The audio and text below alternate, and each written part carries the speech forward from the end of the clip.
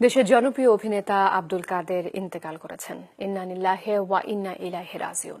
শনিবার সকাল 8:20 রাজধানীর একটি বেসরকারি হাসপাতালে চিকিৎসাধীন অবস্থায় শেষ নিঃশ্বাস ত্যাগ করেন জনপ্রিয় এই অভিনেতা।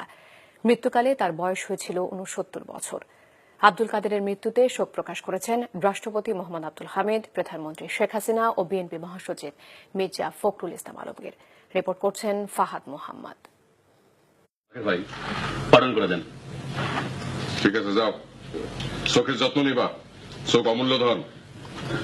কয়লা দিয়ে দাঁত মাজবা, দাঁত পরিষ্কার হয়। গো।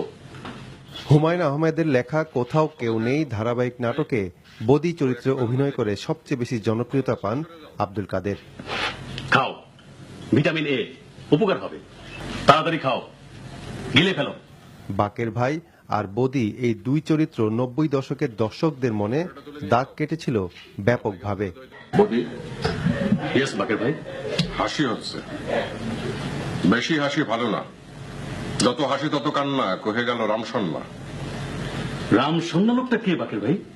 সেই থেকে সুপরিচিত হয়ে ওঠেন বদি ভাই খ্যাত আব্দুল কাদের। পাড়ার কোনো বকাছেরা যদি তোমাকে দেখে শীষ দেয়, আমাকে বলবা, ঠোঁট সেলাই করে দেবো। জিব্বা টান দিয়া সিরা, সোনাই মুখে সুই দিয়া ঠোঁট সেলাই করে দেবো। হুমায়ুন আহমেদের নক্ষত্রের রাত নাটকে দুলাভাই চরিত্রেও দারুণ প্রশংসিত হন আব্দুল কাদের। বহু একক ও ধারাবাহিক নাটকের পাশাপাশি তাকে নিয়মিত দেখা গেছে বিটিভির জনপ্রিয় ম্যাগাজিন অনুষ্ঠান ইত্যাদিতে। সব পারে। অসুস্থ বোধ করলে উন্নত চিকিৎসার জন্য 8ই ডিসেম্বর প্রথমে চেন্নাই নেওয়া হয় আব্দুল কাদেরকে। সেখানকার হাসপাতালে পরীক্ষার পর 15 ডিসেম্বর তার শরীরে ক্যান্সার ধরা পড়ে। চিকিৎসকরা জানিয়েছিলেন তার অবস্থা সংকটাপন্ন।